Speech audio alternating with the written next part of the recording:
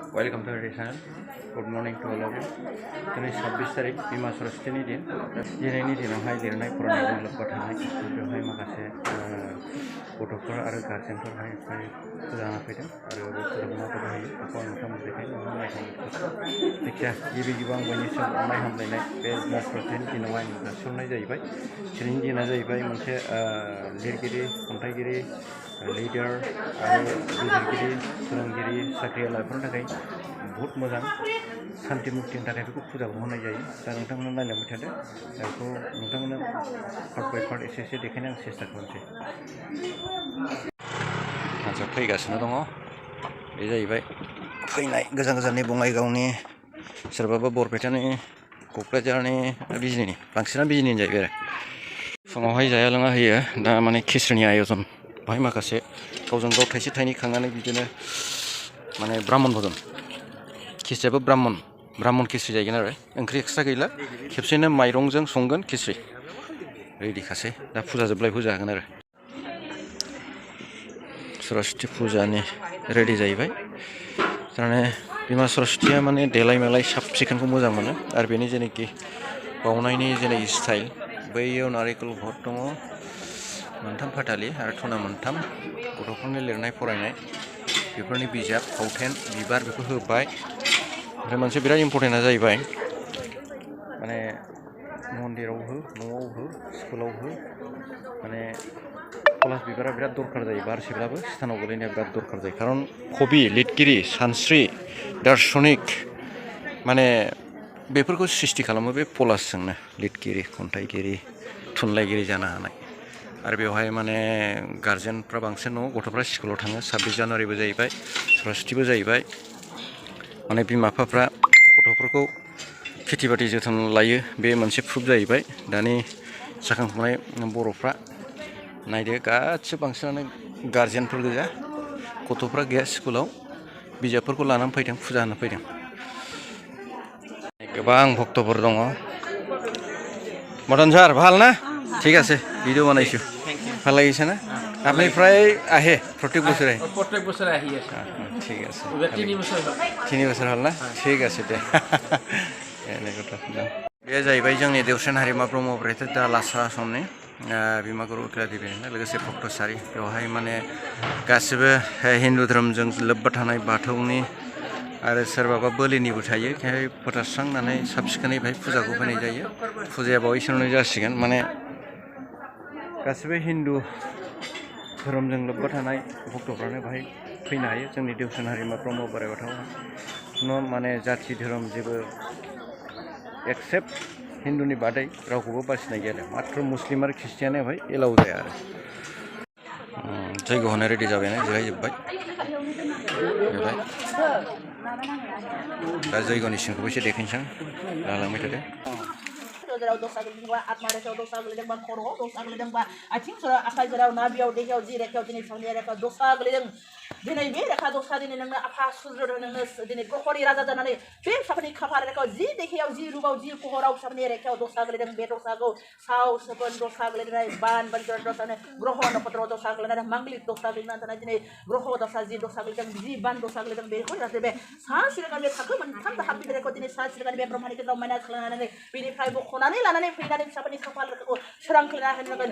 जन्म दसा गासैबो दसाखौ ब्रह्मानि गेजेराव माइनास खालामनानै भस्म खालायनानै सोरां खालायना होनानै जाहाथे दिनै गासैबो स्रां गियान बायख' गुनखौ लानानै दिनै फिसाफ्रा जिखिनि कर्मखौ आखाइजों लिरगोन, गियाननि जब मेगन जना आत्मा गासैबो सोरां खालायना होनानै फिसाफ्रा जिखिनि बे मोनबा लेटार लानो हानाय इन्जिनियार रेखा, डक्टर रेखा, साइन्टिस्ट रेखा, आइएसपि रेखा, टीएस रेखा, लयार रेखा, कमार्स रेखा, साइन्स रेखा, आर्ट्स रेखा, दिनै क्लास रेखा जि फिसाफ्रा दिनै फरायगोन लिरगोन गासैबो मोनबा लेटार लानो हानाय सक्ति गियानखौनो फैसा दिनै मोग्रिम गोदाजों खस्थ' जेखौ जिल्ला दिनै आसिबाराखाखौ होनांगोन जाहाथे दिनै बर' आखर दिनै गासिबो संस्कृत गाव आइफा दिनै बेजों बासा दिनै बे सन्तानफोरा दिनै नैबे दिनै इंलिस साबजेक्ट गासिबो रेखायाव लिमोन स्लटलायनाय जाहाथे दिनै फिसाफ्रा फरायनो हायो, लिरनो हायो, आत्मायाव लाखिनो हायो गासैबो। आं बे भिडिअनि गेजेरजों नागिरो नोंथांमोननिसिम मोनसे गुरैयै मोनसे मेसेज होनो सानो। सरस्वती फुजाया मथथे खुनु बैसोनि सिमा गैया।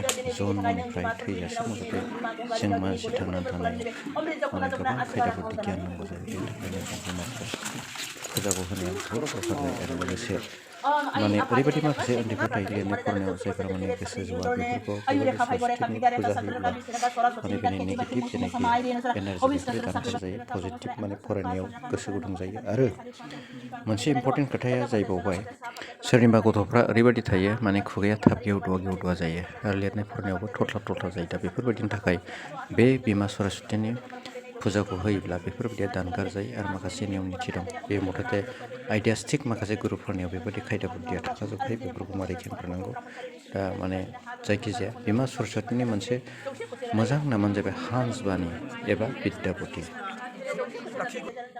Hongba hankara kaho nani jere ni besonani kosonani da konani jere be jere kola sibar kola nani jere ombre jere kotanani godeng kate bisne sante bale mukti puja buli putse jere jere be konani hobe da om sibaha om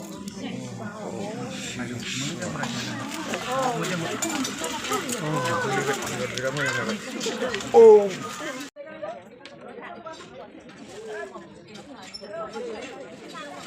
दानिया सान्थि लोंबाय गथ'फ्रा बेनि उनाव खिस्रि जासिगोन बहुद मानसि दं जाबाय माने भक्तफ्रा बिसोर गोजाननि गोजाथ' गोजाननिब्लाबो बिजनि दं बङाइनि दं बिसोरो सेंग्राफोर जाखांफुनाय यां जेनेरेसन माने बिसोरो गावबा गावनि मन'बांसा फुरन जानायनि थाखाय फैदों आरो बोर बिफैदों सरासति मानाव जोंनि देवसिन हारिमु ब्रह्म बोराइ बाथौ आश्रमाव बेवहाय जोंनिनो भक्त गोजा माबायदि जादों दुर्गा मोजां दे थिगैनो दं दे बिसोर जाबाय फुजा जोबनानै प्रसादबो जाबाय खिसिबो जाबाय माबोरै रनेन थिगैनो दं ना नयन ओरैनो हरलाय दे ओंखामखौ एसे थिग टाइम लानानै जादे दे बरिया जाबाय दे गोथाव जाबाय बिजनि नैबेखौ खेराइयाव नुबाय थायो बिसोरखौ खेराइनि बिराद मोसाग्रा नैबे फिसौफोर एक्टर गोजा आंनि एकदम आंनि हिर' बिसोरो हो आचारि जाबाय दे माबायदि जाखो मोजां ना दे जादो दे दे सार साब हैफिनि ভাল ना ঠিক আছে दे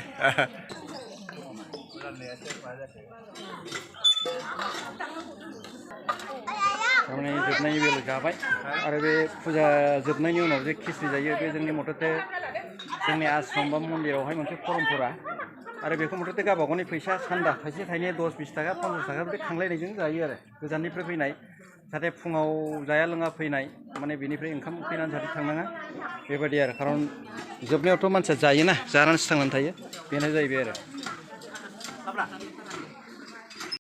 दिनैनि भिडिअ एसेनोसै माने नायनानै जुदि मोजां मोनोब्ला लाइक कमेन्ट साबस्क्राइब दाबावसै आज का वीडियो इतना ही है गाइस अगर देख करके अच्छा लगे तो लाइक कमेंट सब्सक्राइब करना आप बोले धन्यवाद।